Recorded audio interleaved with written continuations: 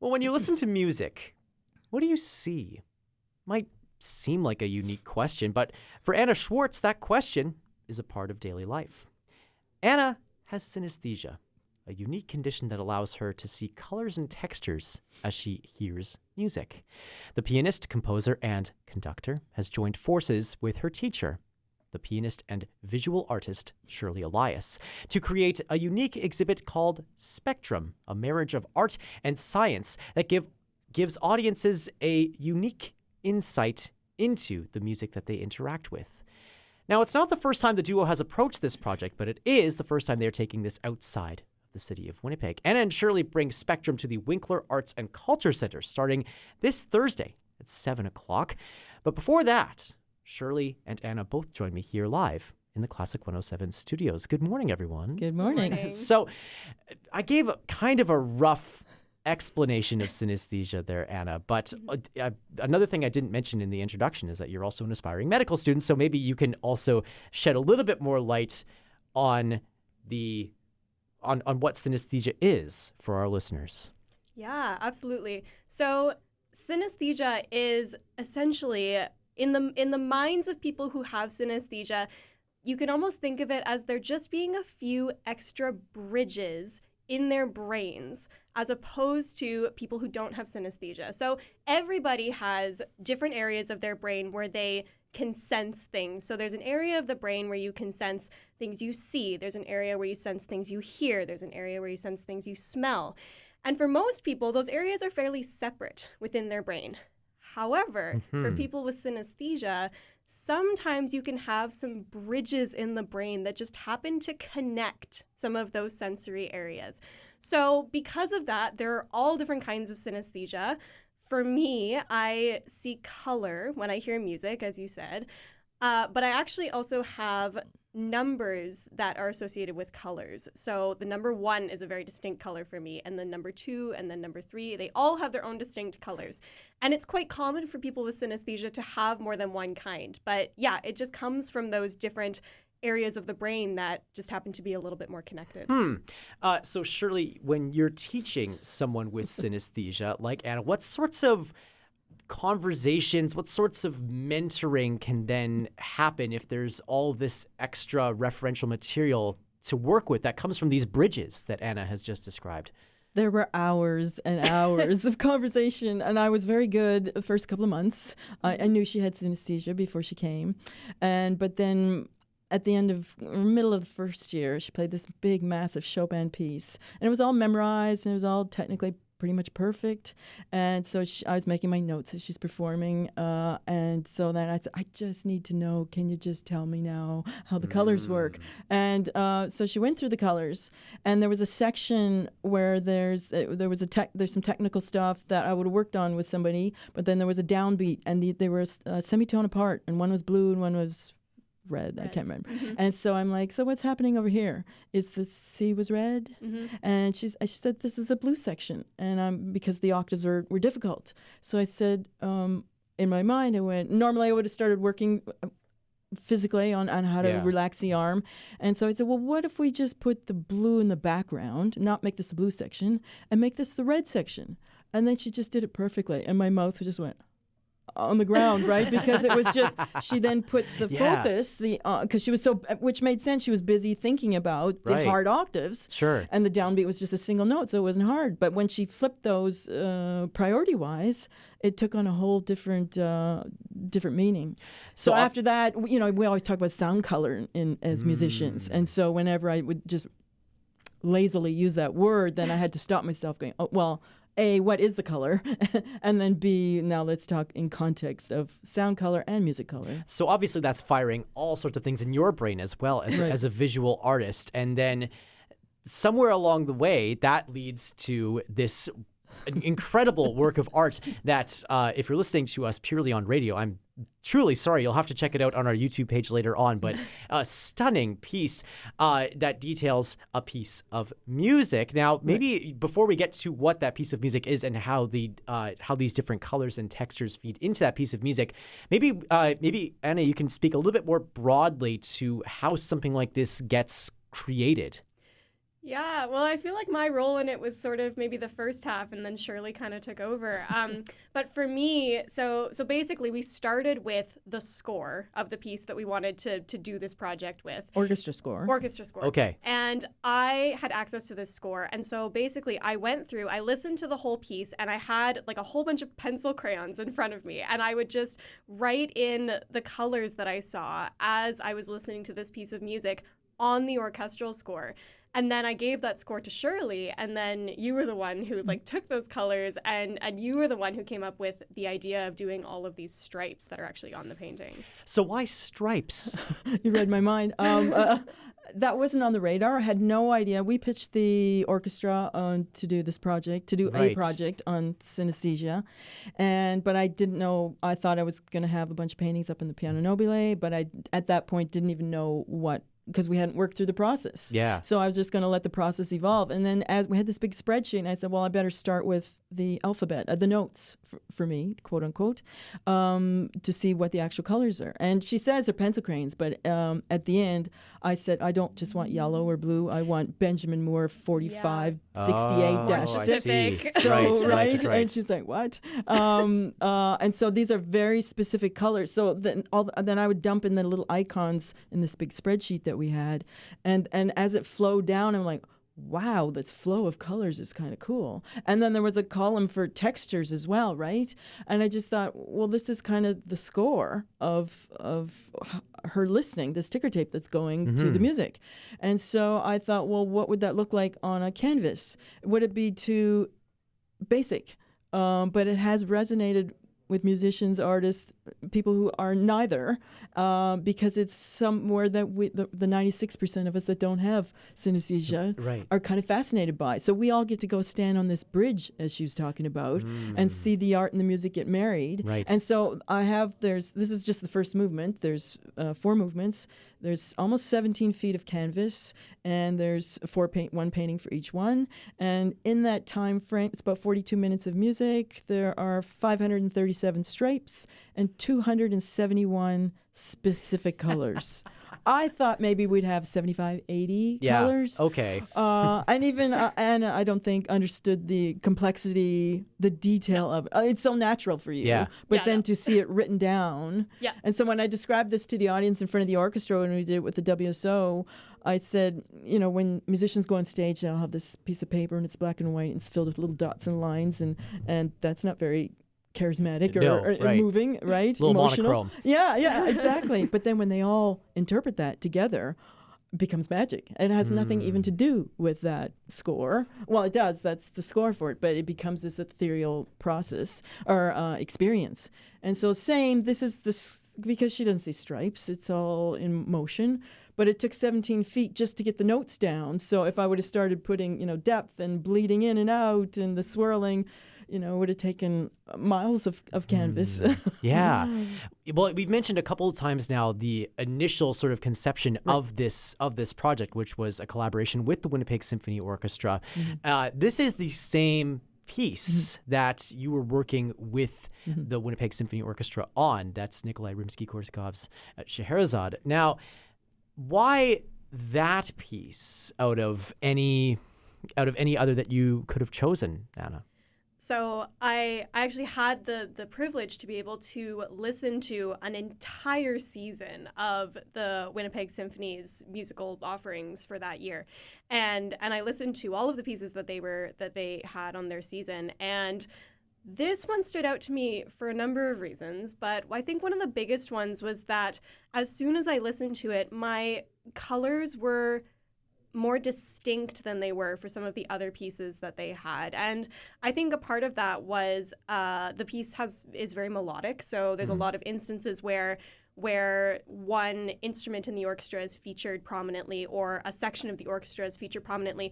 And for me, that really helped me to be able to create something like this with Shirley, where we have all of the colors on the canvas, because sometimes when there's a lot going on in an orchestral piece, it's almost too much. And there can be 5, 6, 7 colors that are kind of swirling around in my head at one time. But this piece in particular, it was a little bit easier to pick out those melodies and to pick out the instruments and to say, oh, like this melody is blue for me, or this instrument right now is kind of in a wavy texture. And so I feel like it really gave us that opportunity to be able to put it on the canvas in a way that makes sense, and I think really is a representation of what's going through my mind during the music. Now, Rimsky-Korsakov, I actually understand, also a synesthete. Is that part of maybe that resonance that maybe you felt with the music, that you have somebody that you're working with who also appreciates these bridges that you have and can then speak across those bridges and journey across those bridges with you? Yeah. Well, I'll be totally transparent. We had no idea he had synesthesia when he started the project. But that's even more fascinating, though. The Yeah. fact that, Right. like, the fact that you have like that sort of connection with a composer, and not knowing that you have this incredible trait in common. Yeah. Like, even to know that and experience that on an unconscious level is endlessly fascinating. Oh, totally. And well, and so this piece, Scheherazade, I mean, it's a story of the sea. It's a story of journeying. It's a story of like mysterious, unknown places. And for Rimsky-Korsakov, as he was writing this piece and as he was writing this music about the sea, a lot of the piece is centered around the key of E major. And we know now that for Rimsky-Korsakov, the key of E major for him was blue. So it makes a lot of sense that he would write an E major if he was trying to write about the sea. But for me, the key of E major is not blue. The key of E major is yellow. And so, I mean, you can even see in So the... it starts in yellow. It starts in yellow and ends, Wow. And ends in first, yellow. for the first movement. Exactly. Yeah. So I think that was really interesting to know. And that's true of all synesthetes too, I should say, is everyone's palette is different. So for Rimsky-Korsakov, he has a unique palette where every key is a different color, but his palette is entirely different from mine. And that's true of all of us. So Right. So obviously something like this, like, even as I look at it, it feels like if I were to touch one of the stripes, that it would play like a piano key. And that it would resonate with that kind of a sound. Obviously, this resonated with audiences at the Winnipeg Symphony It did. Orchestra on the piano nobile. Yep. About to go into quite a different environment at the Winkler Arts and Culture Center. How do you think audiences in a rural context, in a rural arts context, will interact with this piece that might be maybe a bit different from folks in downtown Winnipeg at the concert hall? Well, I think it will resonate. Other than we don't have the full orchestra there, Right. and that was always Plan B, to build out the project so that it was more accessible for galleries and museums, Sure. and so that we didn't need to have the full orchestra there. And when in the orchestra experience, we did have kind of sound bites over so we didn't have a bouncing ball or anything. Right. But in these 3 minutes, this is the cut stripes, and they kept changing in time to the music, and so we've taken those little sound bites. So this is 17 feet, and we've built 11 little minis of these, and then we've done little conversations about the project. What's it like to live with synesthesia? Why the stripes? How did this all evolve? Meister Reiskin speaks. Because we made a documentary early on, and so it was important for us, because people can see this and think this is a mood color. It's like a mood ring, Yeah. right? But it's not. It's like she said, there's a harmonic palette, and it's based on key signature or key and harmonies, and we were able to take it or make it adapt it. Now we wanted to have somebody say this is a legit thing. Yeah. So we found this professor of neuropsychology in Sussex in the UK, who turned out to be one of the world's leading specialists in synesthesia. So I was about to ask you about this new element to this as well, that you're going to add this element of neuroscience to the exhibit. What will audiences take away from hearing about this condition, not merely on an artistic level, but also on a very scientific level, to dive deeper into how those bridges that Anna has described exist? Well, and so she came on board right away, and so she gives a little 4-minute opening up just about the scope of synesthesia and the reality of it. But maybe I'll let you speak to the science of it. Yeah, for sure. So as you said earlier, Nolan, like I'm an aspiring medical student, so I want to go to medical school. And so for me, like, that also added such a cool element, because I've always loved this intersection of music and science, and even more specifically music and medicine. And even beyond the scope of this project, I think that they just complement each other so well. I feel like they both have similar, as a doctor and as a musician, you have similar drive, you have similar passion, you have ambition. There are so many things that intersect. And for this project, I feel like it's so interesting to be able to incorporate some of the neuroscience of synesthesia. And I think that really brings to light some of those connections between music and science. And I think it's just so cool that you can have both of them in this space of creativity and exploration and discovery. The project actually sparked, Anna and I went to a presentation when Renee Fleming was in town for the gala with the WSO. Then she's a spokesperson for the NIH, National Institute of Health out of the States, with Dr. Frances Collins was the executive director at the time. And whenever she does these gala events, the day after, she gives a presentation on the healing power of music on the brain. And so this is, it's kind of even one step past music therapy even, and it's a very popular field right now. So we went to this. It was on a Wednesday afternoon or whatever, midday afternoon, and I thought maybe there's going to be 100 sopranos there. I didn't know, but there was. You would think. Yeah, right. And Dr. Sirletis was there. He was the head of neurology, I believe, at Health Sciences, and they spoke. I don't know. There was a couple hundred people there, most of them in scrubs, and so they're fascinated by the power of music on the brain. And she gave a PowerPoint presentation that was very accessible, and then he spoke a little more in medical terms. But it was very clear that he had a music training, and he gave this list of the impact of composers on the brain, and it was very detailed. Mozart, Scriabin, and then it got to hip hop and rap and jazz, and it was a very clear priority or impact list. And so we walked out of there and going, okay, this is when we have to do a project. I don't know what, but and we're not on the healing part of things, but we are speaking to the power of the music on the brain. And so just to be able to understand that impact is kind of what this project does. It just gives us a taste of how powerful music is on our brain. A few months ago, Stephen Colbert was on, Francis Collins was on Stephen Colbert. I don't know if it was going around on TikTok for a while. And he had just written a book, and he was speaking about the power of dopamine, or creating dopamine in the brain. And they ended up talking about music. And he ended up talking about this project with Renee Fleming. Wow. And it's the fact that it was in mass, popular media was kind of interesting to me. But then he mentioned another doctor who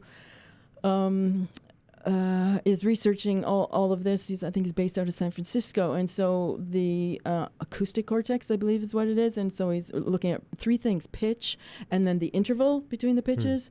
And then the big thing that he was looking at was the anticipation of the pitch.